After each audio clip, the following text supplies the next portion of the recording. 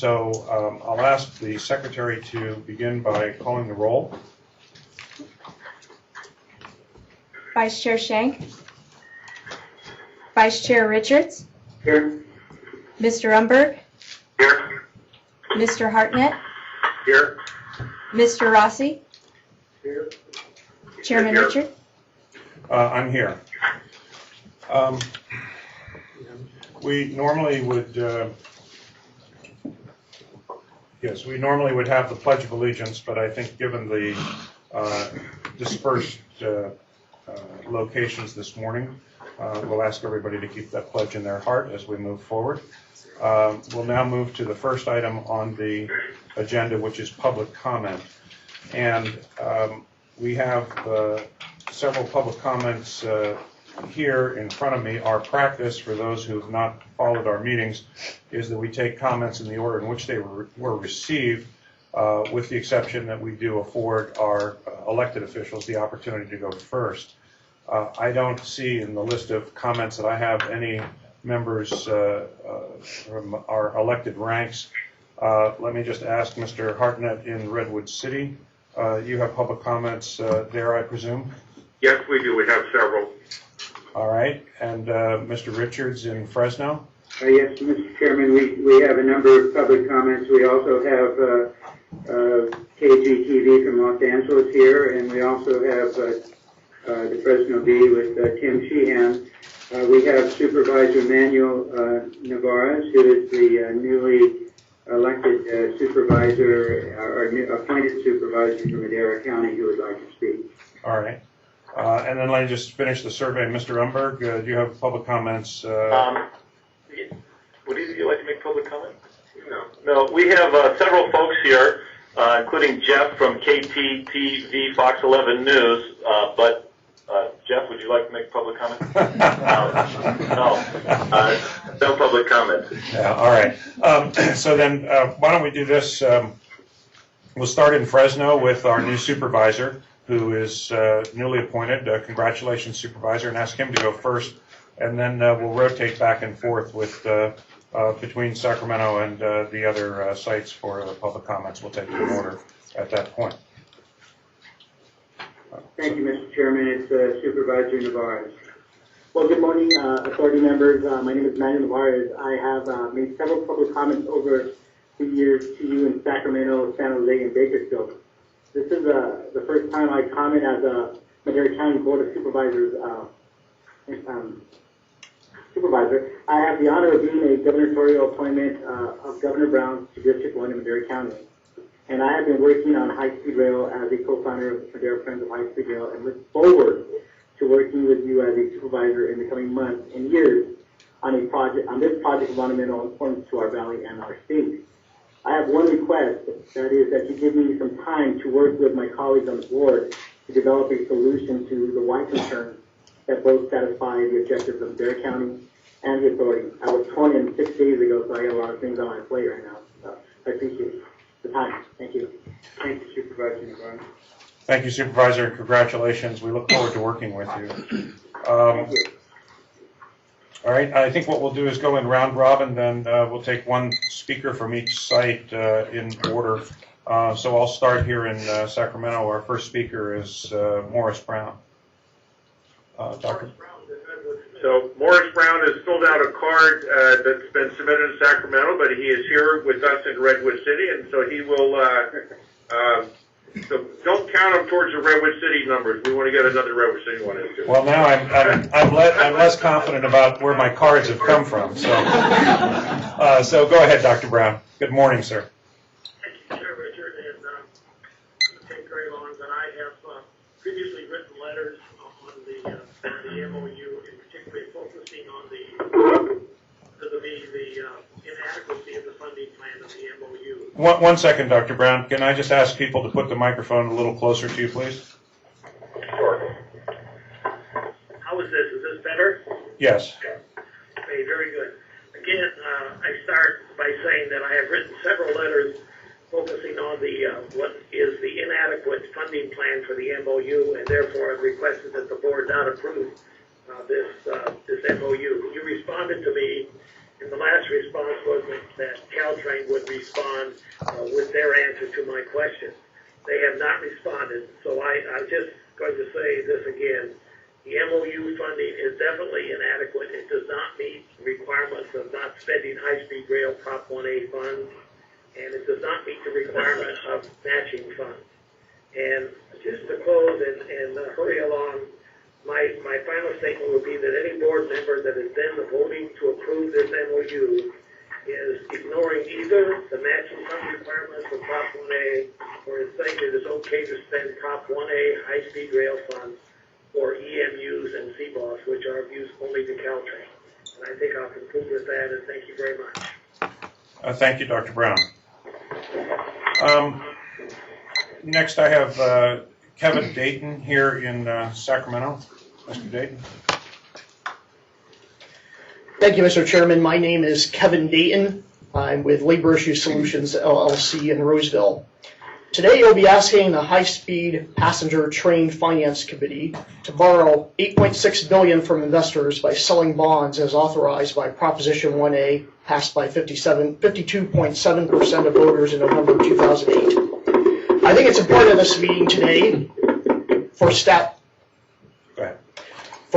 to explain clearly to the people of California what this means, especially since I believe that many Californians aren't even sure about the concept of a bond and how it's borrowed money that has to be paid back with interest.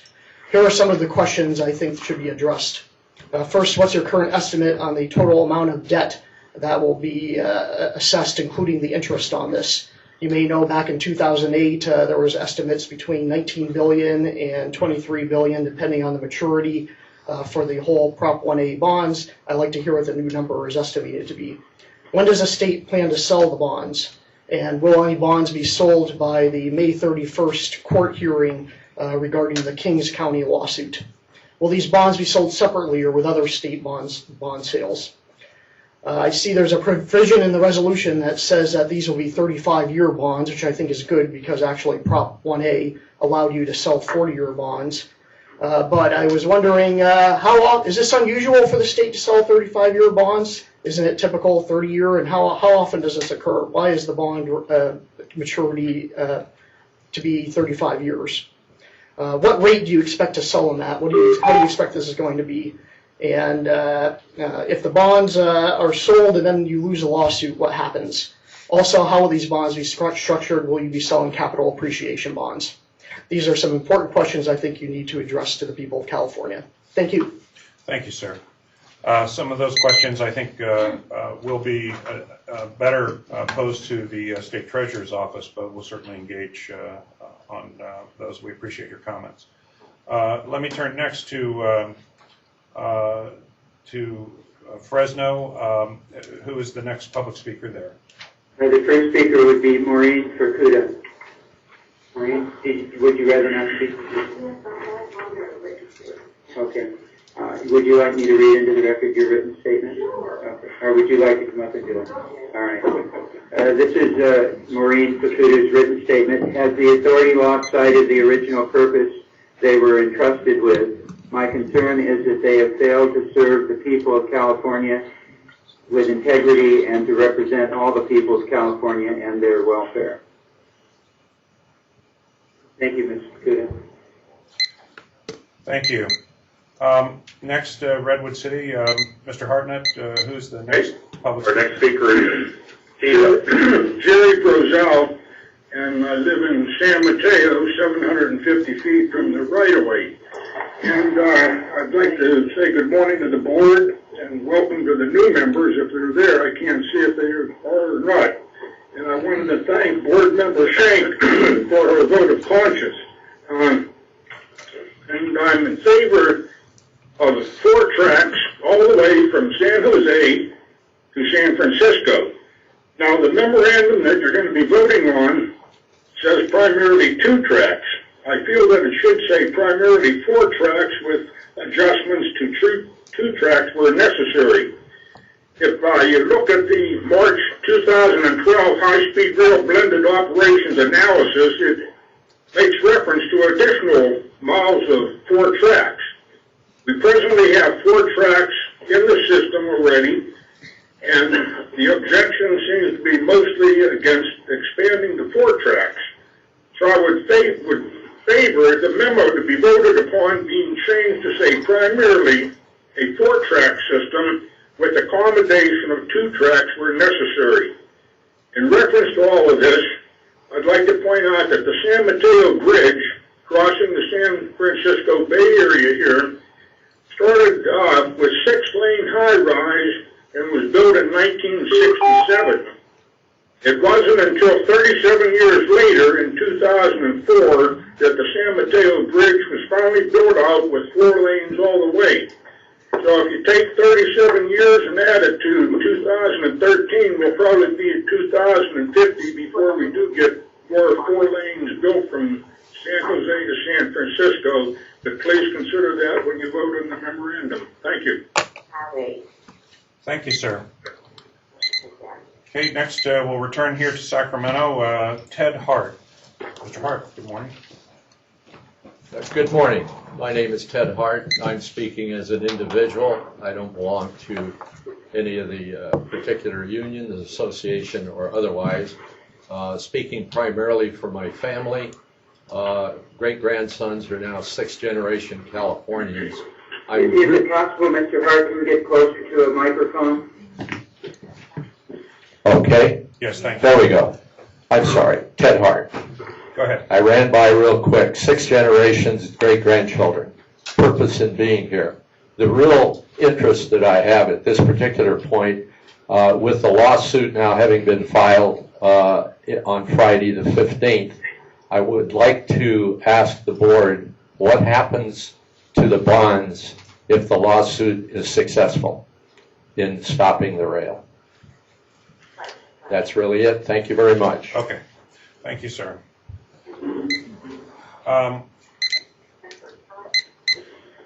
Next, back to Fresno, Mr. Vice Chair Richards. You have another speaker there. Yes, thank you. Eric Christian, please.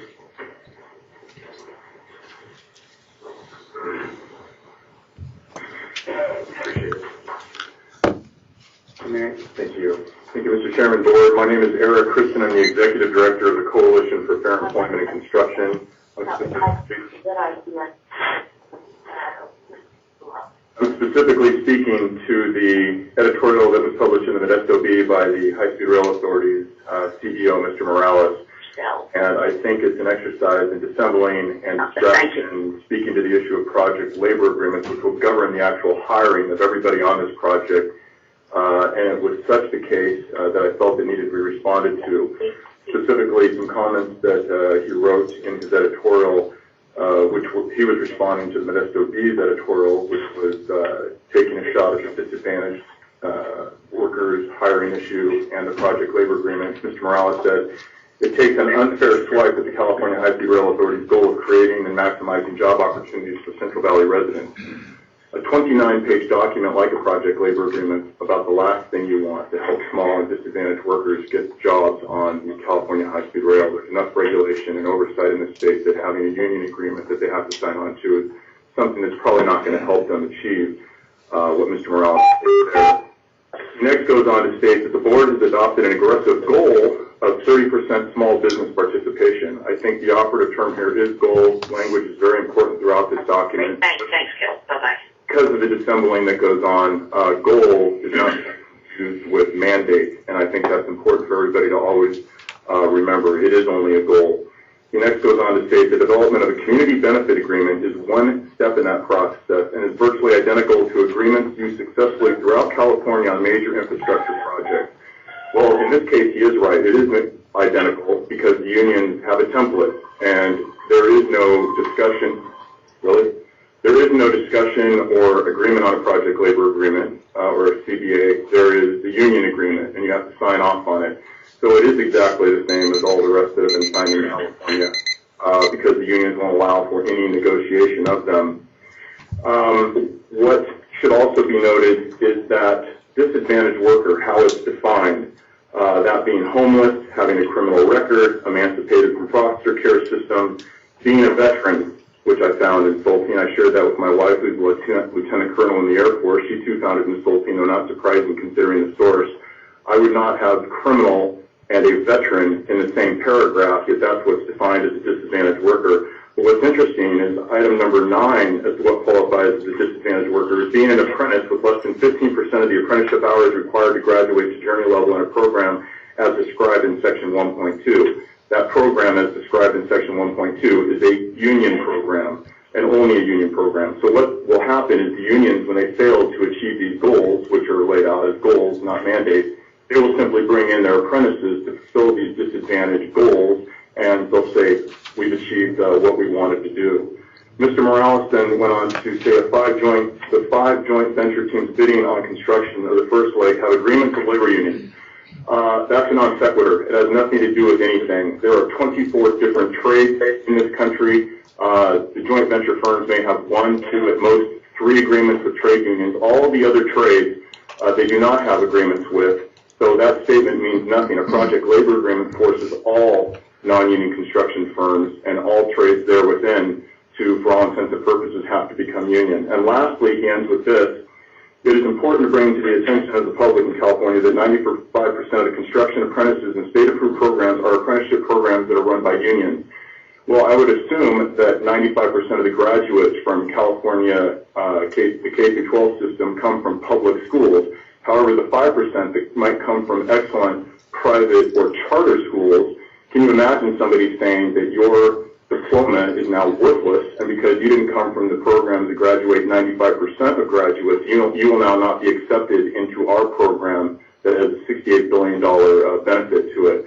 So in closing, I would just like to say that what I saw in this editorial is somehow a desire to really distract from what the real intention of the PLA is. I wish the PLA proponents would just be honest and say, unions in this state are very powerful. They're very politically potent. Mr. Lots of them elected because of their donations, and the PLA is a way to reward them. That's all it is. Let's just be honest about it. Instead, there's obfuscation, there's dissembling, and there's a distraction. The PLA will govern. Mr. Christian, excuse me, sir. I've given you twice the amount of time we normally accord you. So, okay, if you could just, thank you. Okay. Thank you very much. Thank you, sir. All right, Redwood City. Jim Bigelow with the Redwood City San Mateo County Chamber, the Menlo Park Chamber, the San Mateo County Economic Development Association. We've been following this project for years. We appeared before the Caltrain Joint Powers Board, where they unanimously passed the updated new MOU with the predominantly 2-track system, the blended system, and the early investment. And we strongly support the opportunity to get Caltrain moving and help prepare for eventual train operation with high-speed rail. So we would encourage a yes vote by the board. Thank you, sir. Next, back here in Sacramento, David Schwegel.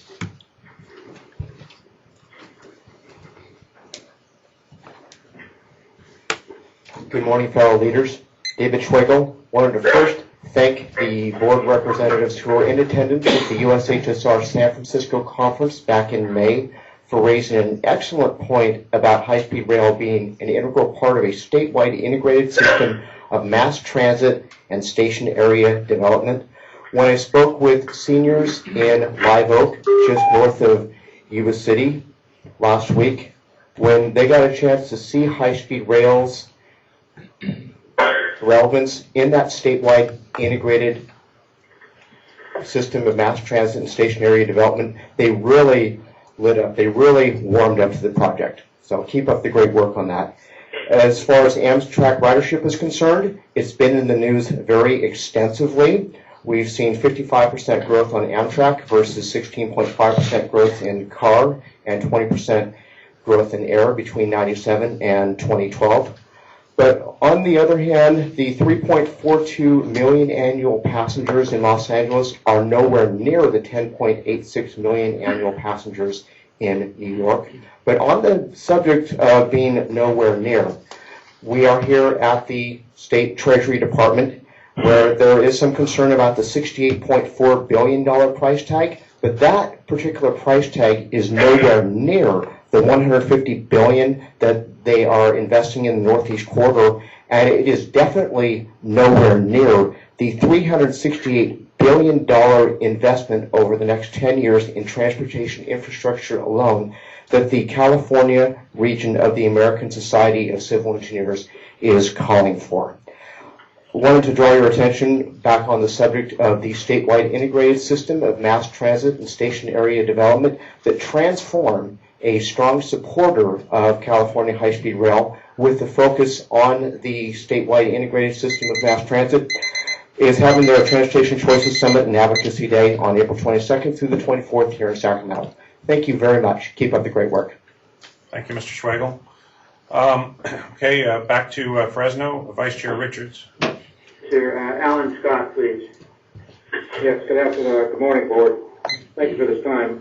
I'd just like to mirror the people that have spoken in opposition to this and just say that as a taxpayer, my major concerns are, and after doing some calculations, the funding, which there is none, the state is broke, we're going to issue bonds, from no sale of bonds, there's no sale of bonds been sold yet, like about $500 million, or I think $500 million, I think it's $500 million sold. But the bottom line is the state is broke, the feds are broke, and I saw something last night on the net that said that the Senate has not authorized any more funding for the California high-speed rail.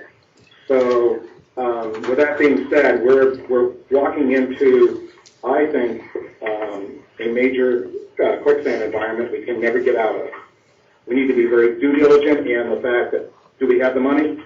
Do we have the wherewithal to get this done until the state gets out of their deficit situation? We need to stop everything, get the state right, and then start doing things the right way and up front. Thank you. Thank you, Mr. Scott. Redwood City, Mr. Hartnett. Yes, we've got two more speakers. First up is Mike Brady. Okay. Morning. I followed the press reports of Len Shank's vote several days ago. Len Shank is known as the mother of high-speed rail. Quentin Kopp, the father of high-speed rail. Interesting that both now take the position that what you're attempting to do with the MOU is not in accordance with the intent of the voters when they enacted Proposition 1A. This is a program for aid to local commuter rail services, not for genuine high-speed rail. And I would point out that the bond measure is divided into a $9 billion part and a $950 million part. The $950 million is virtually unrestricted. You can do that with that whatever you want practically, but not the $9 billion. Lots of safeguards and restrictions. Secondly, do you have an Attorney General opinion? No bonds can be sold, I understand, in California unless you have a formal written Attorney General opinion. And there are lots of issues surrounding this. Thirdly, your STB issue, Surface Transportation Board, the successor to the Interstate Commerce Commission, is now about to inject itself. You'll be in the middle of a giant federal bureaucracy that you have to deal with. You didn't get permission to build this project at all from this organization. How in the world could that failure have taken place? Who is responsible for that? And now you've got congressmen telling the Surface Transportation Board to interject itself and make sure that you comply with all the rules. And you want to start construction in July of this year with this issue unresolved. Now, the last issue that I want to bring up is, why are you selling virtually all the bonds? You've only got $3 billion from the federal government. That means you can't take out more than $3 billion from Prop 1A. Why are you selling $8.5 billion? You know that the carrying charges are $700 million a year. That is enough to pay for all the tuition increases at all the UC and the CSU campuses in California. Does the public know that? You don't have to sell all these bonds. Why are you doing that? And lastly, and this is really more of a public policy issue, you know that a new initiative could be put before the voters by the legislature to allow this $9 billion to be used for some other purpose, education, for example. That is certainly higher on the priority list for California voters than this project. Thank you. Thank you, Councilor. So that was Redwood City, so we're back here. We have one more speaker here. How many more speakers do you have in Fresno? 5. I'm sorry? 5. All right. Ms. Hamilton, if you just let me interpose one or two from down there so we can balance this out. Why don't we take 2 more speakers from Fresno, then we'll take our last speaker here, and then back to Redwood City and so forth. So, Right, next in Fresno would be Ross Browning. good morning, Mr. Browning. Good morning, sir. I'm here today to tell you that I am disappointed. I am sadly disappointed. And then some. The reason I'm disappointed is I voted for the high-speed rail. I was happy when I saw it pass. I look forward to seeing it. I'm disappointed in the fact that the board of the high-speed rail authority has actual leadership to carry us in a direction that the public voted for, and specifically on items that the public voted for. I do not see these items taking place as was proposed in Prop 1A. I'm disappointed in what I see. I would like you to stop and go in the direction that I and others like me have voted for. Thank you. Thank you, Mr. Browning. I'm sorry, Mr. Chairman, we have actually more than I mentioned a moment ago. We have 6 remaining. Why don't we do, let's do a couple more from Fresno then at this point. Okay, the next is Mr. Adasuki Fukuda, and he's going to pass. All right. Next will be Karen Stout. Okay. Karen, would you like to sit here? Okay. Thank you. Good morning. My name is Karen Stout, and I am a member of CAHSRA, and I'm also a small farmer in Kings County. We are not against the high-speed rail. We're against how it is planned, or rather should I say the lack of planning with concern to the California's main industries, agriculture and dairies. We also question the need for this project at this time. Since you have no funds or promise of funds to complete the ICS, the first completed sections of the ICS will not even be high-speed. When you run diesel trains on new tracks, this then is not giving Californians anything they don't already have. Our property is not needed until you can make it high-speed. Thank you. Thank you, Ms. Stout. Again from Fresno, let's have another. Yes, Mr. Chairman, Ed McIntyre. Okay.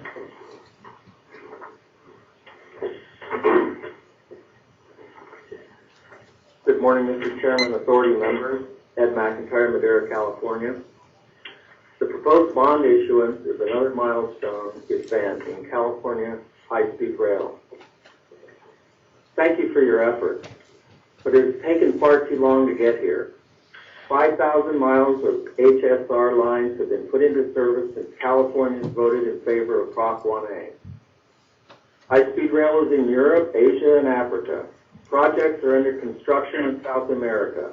20,000 miles worldwide of high-speed rail are planned, under construction, or in service. Here, in California, it is the missing piece of a modern integrated transportation network. It is exciting to have true high-speed rail in California and the U.S. Start in Madera. Let's get started. Thank you. Thank you, sir. Okay, Ms. Hamilton. And that's the last speaker card I have here in Sacramento. Hi, my name is Kathy Hamilton, and I am a writer. I've written 157 articles on the subject of high-speed rail.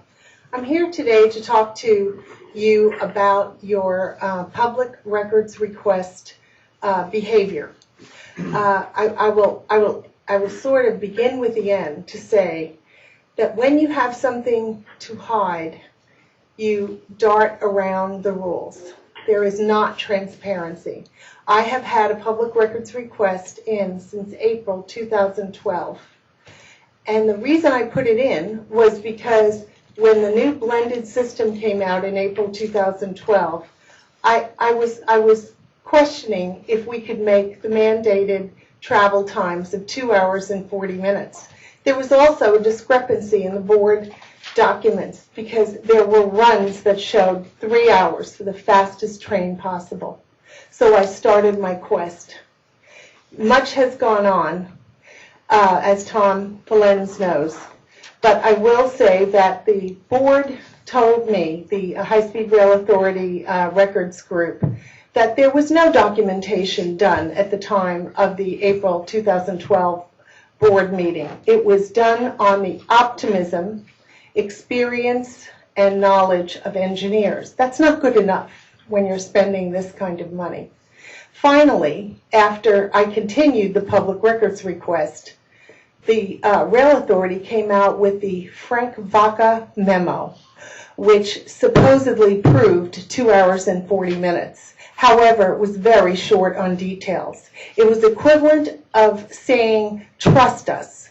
I have put in other requests as to the technical information that backs up that particular memo. It's not even good enough to be a report. It's a memo. And I want to tell you that I have been told that it's a stall past dates for lawsuits. You don't want to provide the information. You've done this to other organizations. You are not a transparent agency. You've got something to hide. And I think you should come clean and tell what's going on. If necessary, put this back on the ballot. This resembles nothing that the people voted for, and you shouldn't be allowed to do it because it's a question of the law, the rule of law. Thank you. Thank you, Ms. Hamilton.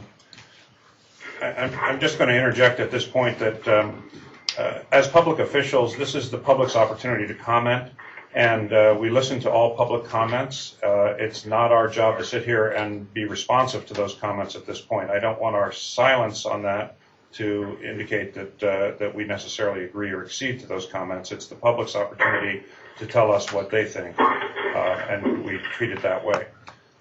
In Redwood City, is there another speaker, Mr. Hartnett?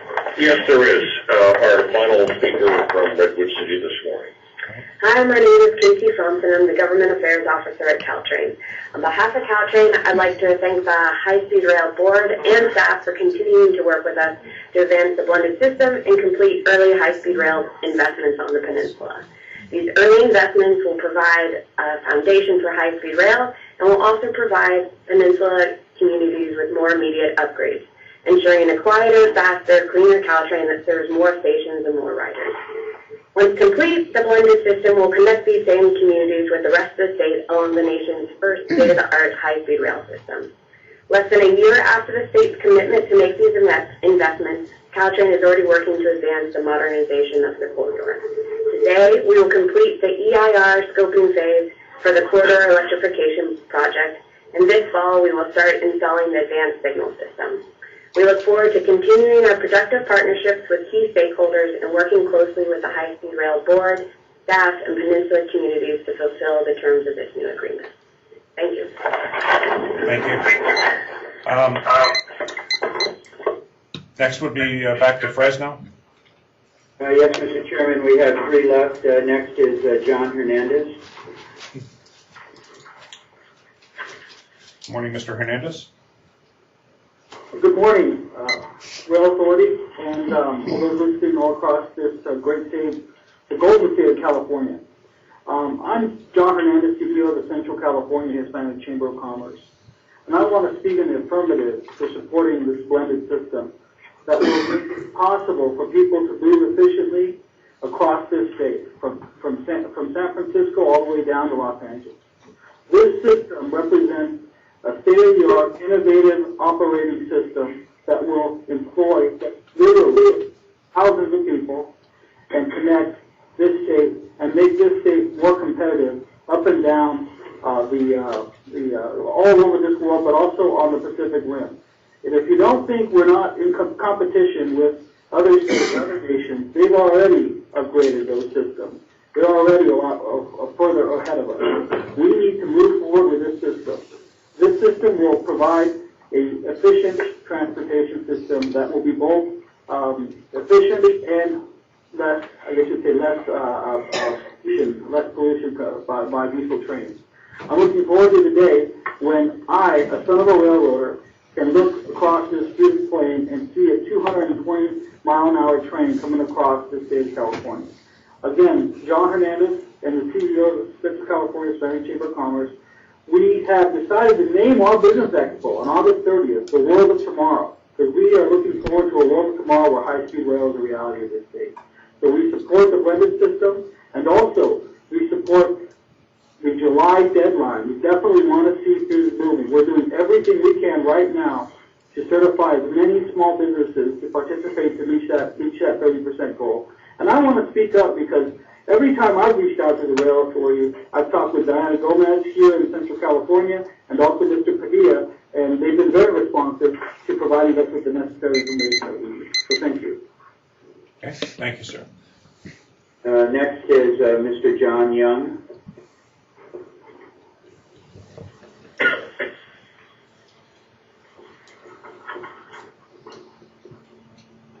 Hello, I'm a retired Southern Pacific conductor, and I've worked the route from LA all the way up to Roseville for 37 years. And I'm wondering, how are you planning on getting between Bakersfield and Los Angeles? There's 3 routes I see, either following the SP route, HB, and down through Lancaster, Palmdale to LA. That's a 2.2% grade, and there's no room to compete with the 24 or so freight trains that go the UP tracks. And there's the 6% grade going straight over the Grapevine, and maybe make a left turn at Tejon and go towards Mojave and Lancaster that way. Or a third route, go south of Bakersfield, go over the mountains at the Tehachapi towards Ventura, then south to LA. And that's one point. Another point is you've chosen to go north and south through the valley via Hanford between Bakersfield and Fresno. Why didn't you choose a station just west of Tulare? I would think that the cost of a 60-foot wide corridor or 80-foot wide corridor through the farmland would be just as expensive buying up farmland just west of Tulare as it would be over at Hanford. And going through Tulare, you'd pick up a lot more traffic, a lot more people would be getting on there. You've got Visalia and Tulare getting on and off there. Thank you. Thank you, sir. And our final speaker is Frank Oliveira. Morning, Mr. Oliveira. Morning, Mr. Richard. Again, my name is Frank Oliveira, and I'm with the Citizens for California High-Speed Rail Accountability. I'm going to try to stick to theme and proceed directly. Okay, a long time ago, I worked for a fellow, and he kept telling me about the 6 Ps. There's a total of 6 Ps. What that means is his poor performance equals his poor planning equals his performance. Okay, what's happening here is illegal. I'm speaking about agenda item 2 and agenda item 4. In regard to agenda item 2, I'm not here to question whether high-speed rail is a great idea. I think it would be a great idea for modern transportation. It would be a great idea for people to get jobs. All of these things are great ideas. It would be a great idea and a benefit probably to Caltrain to invest Prop 1A money there for them to construct and electrify their track system. But the simple fact is Proposition 1A money can't go there. It's not high-speed rail.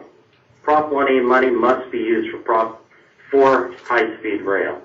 Prop 1A have the ability to direct connectivity funds of $950 million to Caltrain. And if Caltrain's going to get that money, that's probably where it should come from. But to take it from $9 billion that Prop 1A says must be for high-speed rail is illegal. Okay, moving on to item 4, sales of the bonds. This process to proceed to sell $8.5 billion worth of bonds. It is intellectually incompetent to sell those bonds when there are so many things about this project that does not comply with Prop 1A. I'm not talking about the concept of building high-speed rail. I'm not talking about the concept of building high-speed rail in the Central Valley or throughout the state. What I'm talking about is simply Prop 1A compliance and using that money for that purpose. If you're to proceed, you should be using other state money to do this. But Prop 1A bond money simply states nothing about blended systems. Okay, it talks about usable segments. You're not building any. It talks about finishing your environmental documents. You haven't. So why are you selling the bonds at this time? It does not make sense. We question whether, at the end of the day, when all the trains are in and everything is built, the way it's being built, if it will ever get to Los Angeles to San Francisco in 2 hours and 40 minutes. I've taken enough of your time, but I want you to leave with one thing. If you go forward and you use Prop 1A money to do this and to match federal funds, are you not stealing from the taxpayers of the state of California, maybe for a good cause, but stealing their money by using Prop 1A money? And if you're matching stolen money for federal money, aren't you stealing federal money too? Perhaps a grand jury should be convened at the federal level to investigate this. Perhaps if you want to clear your record or your names, perhaps you should ask a grand jury to look at what you're doing and to come back and render some sort of decision.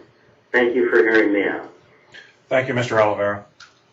Okay, we have no more speaker cards here in Sacramento, and I understand that there are no more public speakers in either Fresno or Redwood City. Is that correct?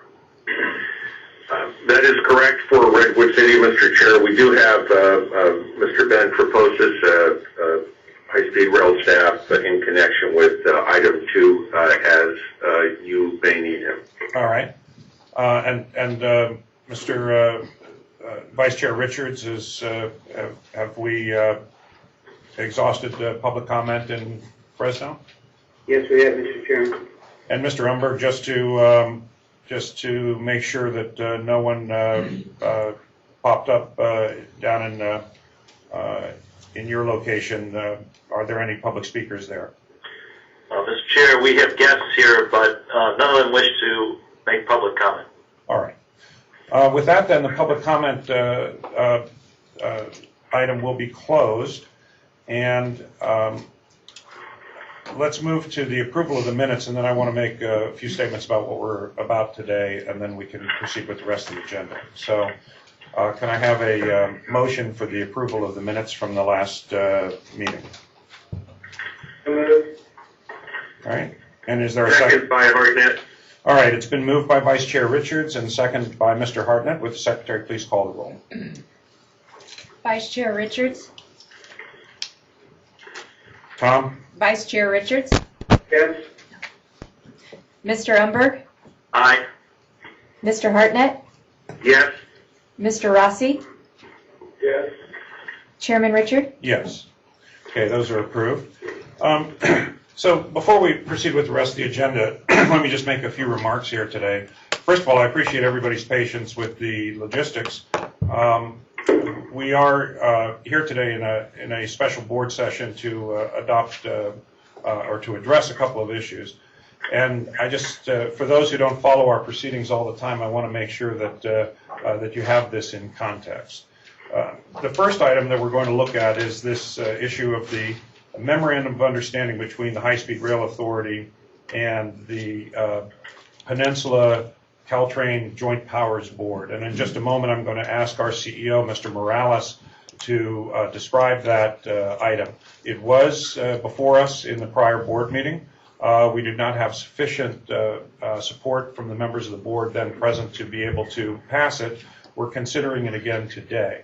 And what this is about really has come, it's emanated from an idea that was raised by several of our leading elected officials in California. When the high-speed rail program was originally envisioned, people thought of it as a single system that went from Anaheim up to San Francisco with 4 dedicated tracks, and that was going to be the entire system.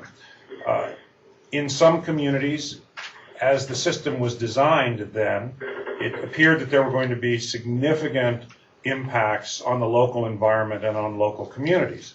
And so therefore, State Senator, at the time, State Senator Joe Simitian, State Assembly Member Rich Gordon, and Congresswoman Anna Eshoo, all representing those communities on the peninsula, asked and urged the High Speed Rail Authority to consider whether a different approach could be taken that would have lower immediate impacts on those communities, to use to the greatest extent possible existing infrastructure.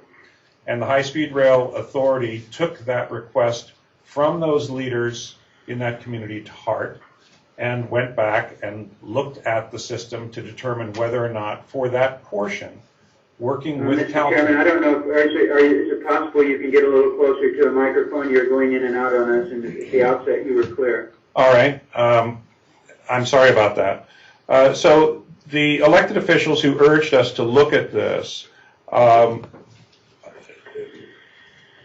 asserted that using existing infrastructure where possible could have lower costs and lower impacts on the community. Now, we have addressed that issue, and that issue is before us today. I will say very clearly and very strongly that we believe that not only is this possible, but that it is possible to do this in accordance with Proposition 1A, and Mr. Morales is going to elaborate on that. So the first thing that we're going to be looking at is this agreement that we have with the Peninsula Caltrain, and at this point the agreement really addresses planning issues, and it is not the ultimate question of how this is going to be built out. The second issue that we're looking at today is to consider a resolution that would go to the committee that was anticipated under Proposition 1A to authorize the issuance of bonds for the development of the high-speed rail system. Now, just to clarify one point that's been raised this morning, the resolution does address the authorization of all the bonds, but the issuance of bonds would proceed only as required and as authorized by our state legislature. So that's a very important distinction that people need to keep in mind. For the purposes of efficiency, the resolution addresses all of the bonds, but in fact, the bonds that would be issued at this point are only those consistent with the appropriation by the California legislature, again, consistent with provisions of the Bond Act. And the question was raised about the debt servicing on these bonds, at least in the near term and the intermediate term. There are funds that were allocated for servicing of bonds related to infrastructure that come from a special account involving weight fees from trucks. And so at least for the initial issuance, there's nothing that impacts the general fund. Now, I can't make that statement for the ultimate issuance of all the bonds over the long term, but certainly in the near term, that's the case. And that's a matter that will be taken up later today by the Finance Committee that was created under Prop 1A, which includes the State Treasurer's Office. And really, they will be the ones who determine the best way to proceed with the bonds if they go forward. So with that, we're going to move to item 2, which is the Memorandum of Understanding between the Authority and the Peninsula Corridor Joint Powers Board. And I'm going to ask our CEO, Jeff Morales, to present this issue however he sees fit. Mr. Morales. Thank you, Mr. Chairman. As you know, this item was presented to the board at the last meeting. Significant public comment made at that meeting and at this. I don't want to rehash everything, but just want to make a few points and help put the MOU in context. As has been noted, this MOU has been adopted and approved by the Peninsula Joint Powers Board. The intent and the practical effect of this memo really is captured on page 4 in item 2 of the draft MOU, or of the MOU. And it's really about creating a framework for the High-Speed Rail Authority to work with the Joint Powers Board to move forward on the peninsula. And it's about establishing principles for that partnership as we go forward. It is replacing 2004 and 2009 documents that frankly are just out of date at this point, given the adoption of the business plan last year by this board, given the action by the legislature in approving SB 1029. The MOU in part is intended to ensure that in fact what we're doing as we move forward with Caltrain is in accordance with law, both 1A and with 1029. The Senate Bill 1029, which yes, is excuse me, the appropriation provided by the legislature last summer, yes. That bill did include, in that, the legislature included the funding for this project and appropriated the funds for it. This MOU does not release or obligate those funds at this point. Again, this is a framework for working with them. The actual commitment of funds will be addressed through subsequent agreements, funding agreements, as well as steps that are specified in both Prop 1A and in the appropriation last year. Each of those steps will ensure along the way that prior to any funds being obligated, they are being obligated in accordance with all applicable law. Questions have been raised about the investments. I just want to reiterate something that was presented last week. The investments being made are mutually beneficial to Caltrain and to high-speed rail. They will be compatible as we go forward. And later we will deal with issues, for instance, the cost-sharing agreement in the prior MOU will become the subject of a later funding agreement between the authority and the Joint Powers Board. But the basic framework of the program has been established in law. This MOU will ensure that we are working and progressing that program forward in accordance with that law. Thank you, Mr. Morales. And I would just add one other point, which is that last year when we issued our revised business plan, we made it very clear that what we were presenting to the legislature, and in fact what the legislature adopted, was not just a plan to build high-speed rail, but a plan for the modernization of rail throughout the state, of which high-speed rail is an essential element. There are a number of systems that have tremendous public support and utilization, such as Peninsula Caltrain, such as the Metrolink system in Los Angeles, BART, Valley Transit, the Capital Corridors, the ACE train. The business plan last year and the legislative authorization really is a rising tide that lifts all those boats. And so, at least for myself, this is an opportunity to start down the road of effectuating that by working in partnership with Peninsula Caltrain, a very popular service that is highly utilized on the peninsula and which has great public benefits. We have an opportunity to make, as we move forward, as Mr. Morales said, future investments there that will lay the groundwork for high-speed rail, the electrification of Caltrain, which is something that's very important for the community there. We'll have the opportunity to work together with them to do those things. So I just want to commend our staff, Mr. Morales in particular, Mr. Traposis, and the people who've worked on this, and our partners at Peninsula Caltrain, Mike Scanlon, Marion Lee, and so forth. With that, let me just ask if my colleagues have any other questions to raise to staff? Let me start in Redwood City with Mr. Hartnett and Mr. Rossi. Do you have any comments or questions? Well, actually, Mr. Hartnett, I want to close with you, so let me just start with Mr. Rossi there. Any questions at this point?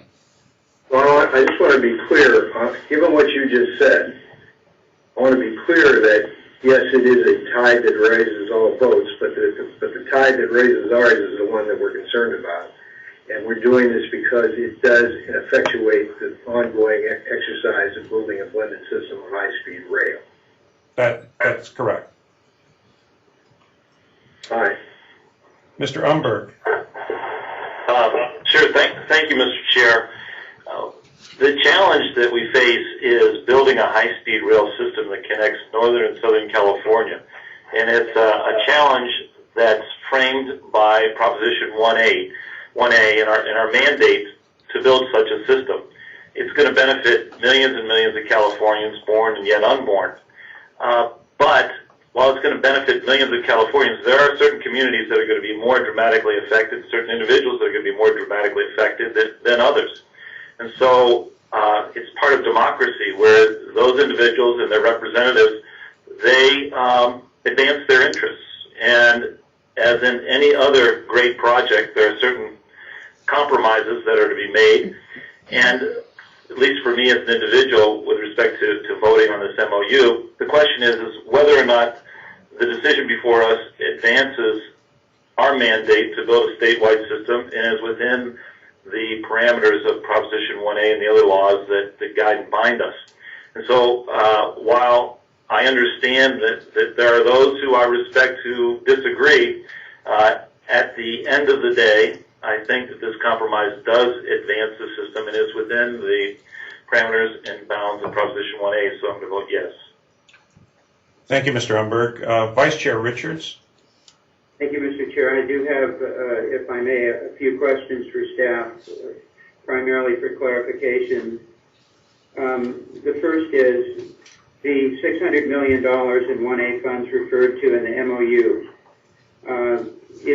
Is it reasonable and correct to assume that the monies that are being spent with the $600,000 for those projects are for projects that would be necessary to support the California high-speed rail project? And this would be for Mr. Morales. Yes. Yes, Mr. Richards, they would. Electrification, signaling, communications are all expenses that would be incurred as part of the authority project if it were standing on its own. All right. And is it also then reasonable to believe or to conclude that the work underway for CBOS, which includes the PTC, will be used by high-speed rail along with the Peninsula Corridor? Yes, part of the working arrangement we have with Caltrain is to ensure that decisions made are mutually usable and beneficial. So investments they're making are consistent with those that we will be making. And what I've heard earlier, I just want to reconfirm that the allocation of the Prop 1A funding is consistent with the requirements of Prop 1A. Is that correct? Yes, that is correct.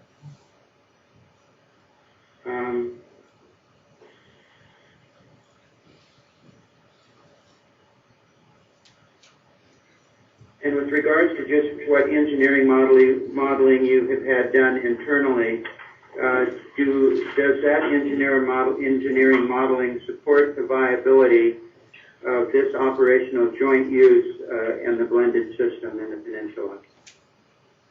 Yes, it does. There's extensive history, both in the U.S. and around the world, of having compatible uses on the same track. Not all uses are compatible, but we have no question that Caltrain and high-speed rail can operate together on this corridor.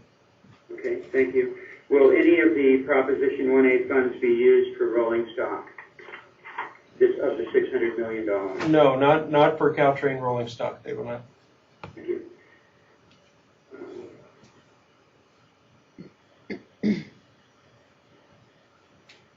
And I think I heard earlier that you will be in the future in advance of the actual starting of any of the early construction projects or other use of the funds. You will have negotiated financial arrangements with our partners in the Peninsula JPA. Is that correct?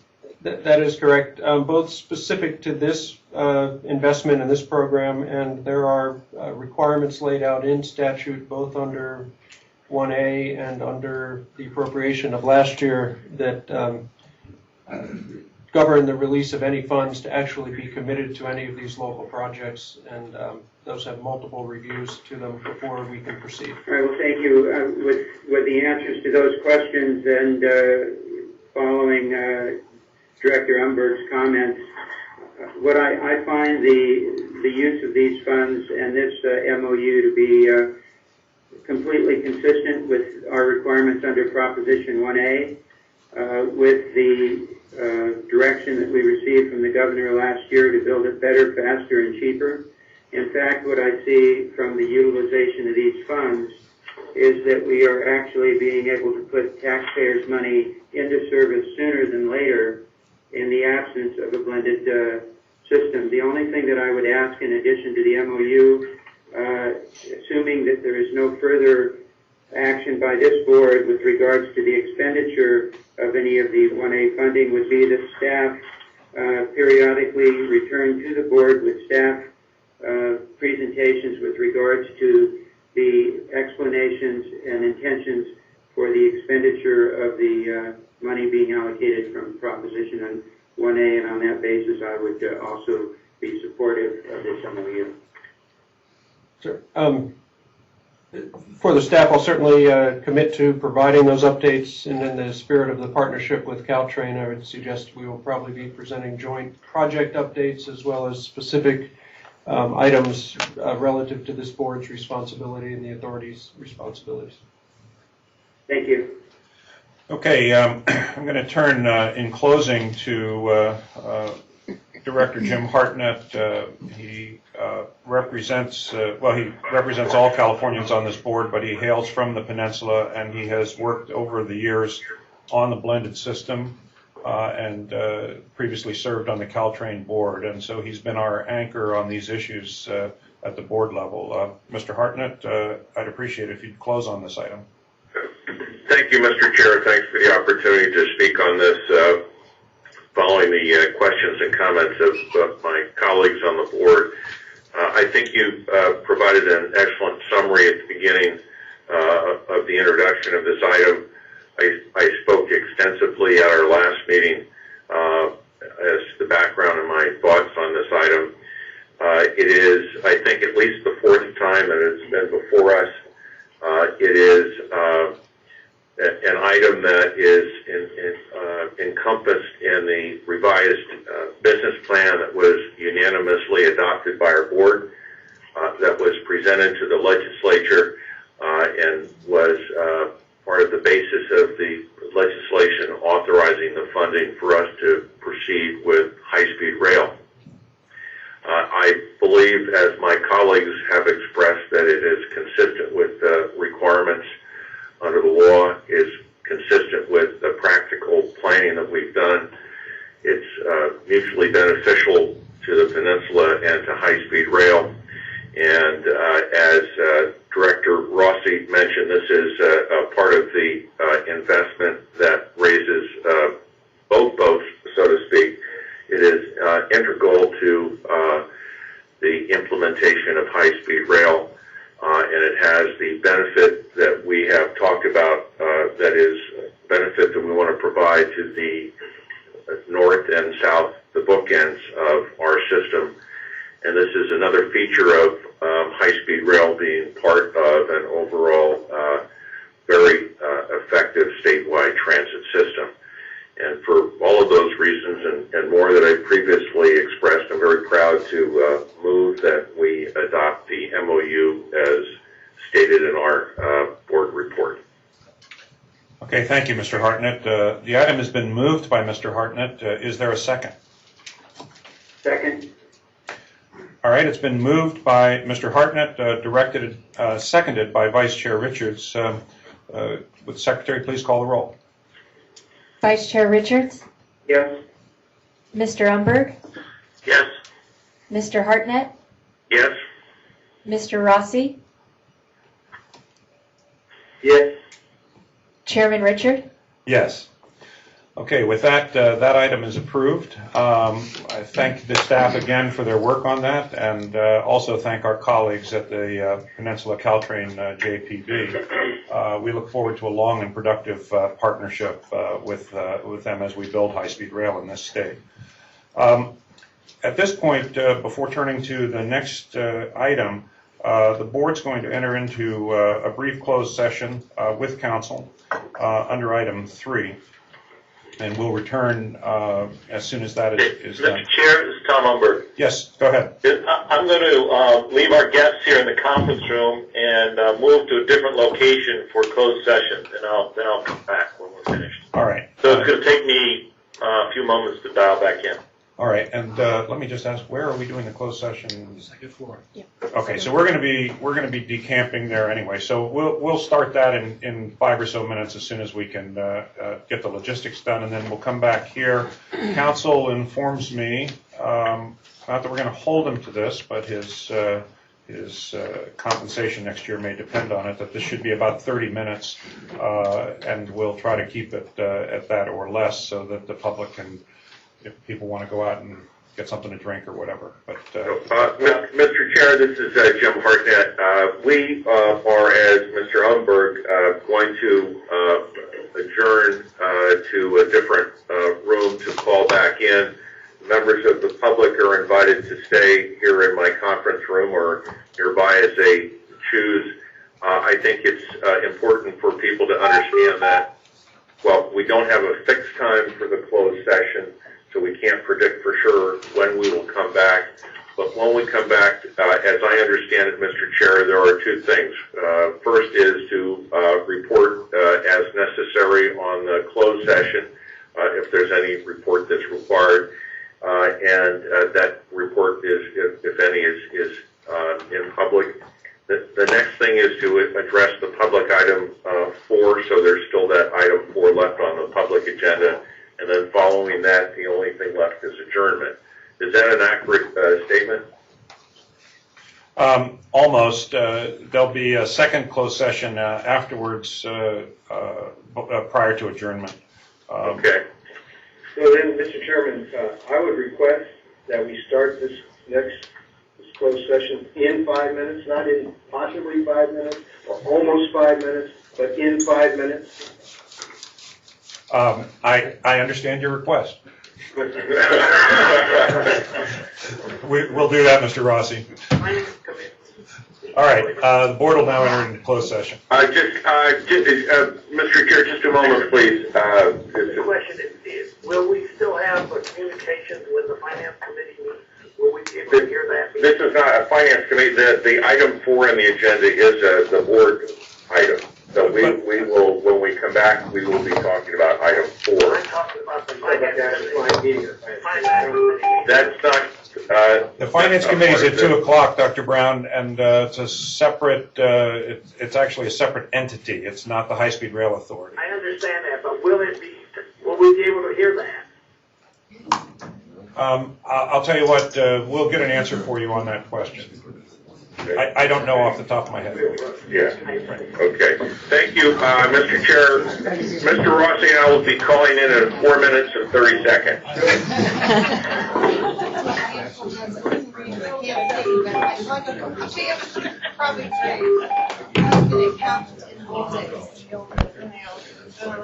Want me to turn your log off?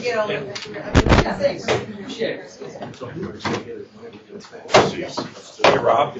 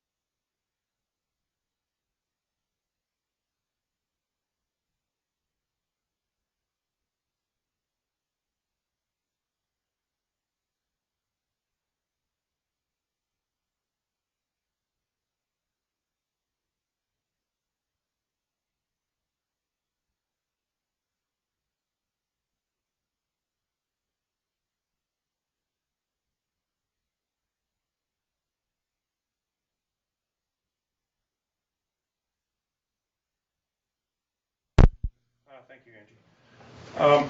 All right, the board will now reconvene in open session, and we will proceed to the next item, item 4. Before we get into that, let me just make sure that everybody understands the context of what this item is. Pursuant to the Bond Act, before any bonds for high-speed rail can go forward, several things must happen in sequence. Our board, the High-Speed Rail Board, must request of the financing authority that they move forward with the authorization of bonds. Now, who's the financing authority? Under Proposition 1A, there is a financing authority that is comprised of 5 entities. The office of, the High Speed Rail Association has 1 member. The state controller is represented. The State Transportation Agency, presently the Business Transportation and Housing Agency, is represented. The Department of Finance, and the Office of the State Treasurer. Those 5 entities comprise the financing authority, and this is fairly typical for things like this. They've met in the past to issue some portion of the bonds for the engineering and environmental work for high-speed rail. So this is not new. This has been done before. That body will meet later today in Sacramento. It is a meeting that will be carried out in accordance with, however, they have noticed that meeting. We don't control that. That is a separate thing that is taking place there later today at 2 o'clock. So our action before us now will be to consider a request to that authority, to move forward with the authorization process. That's what is in front of us. If the financing authority agrees to move forward with the authorization of the bonds, the actual issuance of the bonds is the responsibility of the State Treasurer's Office, and that would proceed in accordance with whatever the State Treasurer believes is prudent to protect the interests of the people of California. So it's a very straightforward action that we're taking here today to just look at making a request to the financing authority for the authorization of bonds for the high-speed rail program. It's one of several steps that we need to take to move forward. Let me turn to our General Counsel, Mr. Falens, and first ask him to correct any misstatements I may have made or to add any other comments that he would like to offer. That was extremely accurate and eloquent, and I think you did a fine job. I'll just mention, because it's shown on our agenda here, that there's a mention of a resolution 9 authorizing the issuance of State of California high-speed rail passenger bonds or commercial paper notes in the principal amount. Mr. Falens, if you could Sure. get close to the microphone, Sure. I think that'd be helpful. Sure. I'm just reading from the agenda here. Resolution number 9 is authorizing the issuance of State of California bonds or commercial paper in the amount not to exceed $8,599,715. That, or $8 billion, that resolution is the one that will be presented to the Finance Committee at 2 o'clock today. Right. So what this board is being asked is to... Tom, if it's possible to get any closer to the microphone, Sure. that would be helpful. Sure.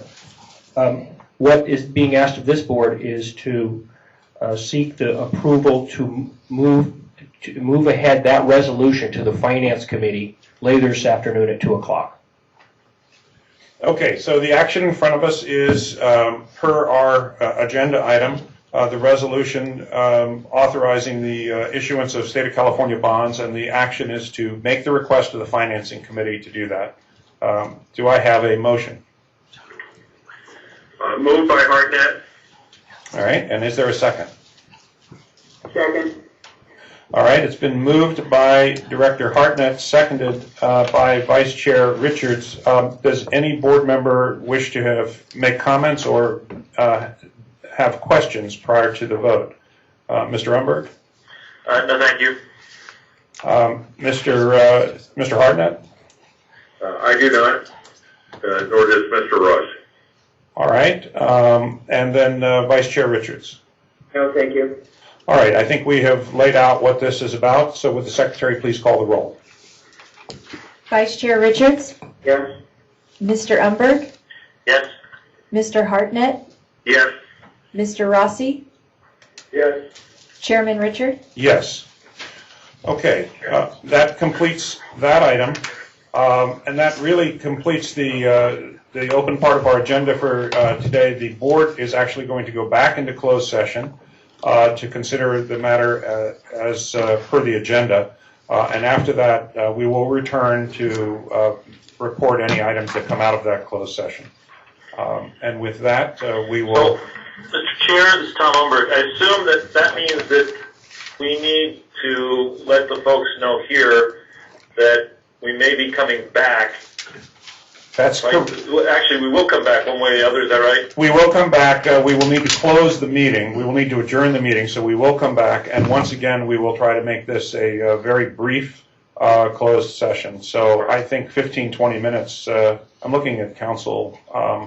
She's nodding her head. Okay. Various she's are nodding their heads. And so I think we'll be back in about 15, 20 minutes, and we can then adjourn the meeting for today. Thank you all. We'll go into closed session now. Thank you.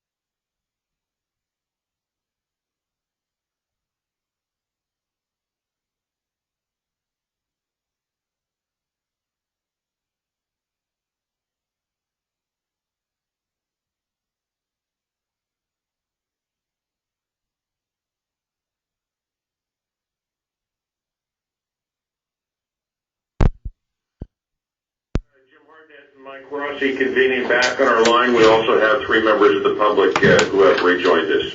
Okay. Hi, it's Tom Umberg in Costa Mesa. All right. Richards in Fresno, with still a number of members from the public here. Okay, so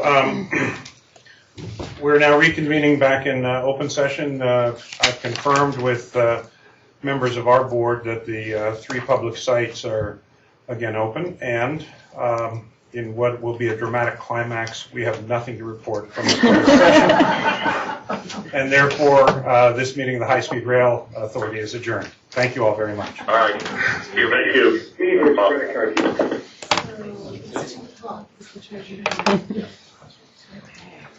So, like I said, I'll work on adding something or you said that you Oh, okay. write it and I just have to. Yeah, we can start. Good job. All right, Rob, just tell me what I need. Yeah, you're welcome. Welcome aboard. Unusual. Yeah, this is not our typical.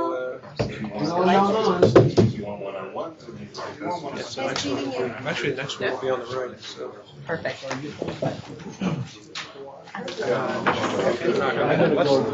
No reason.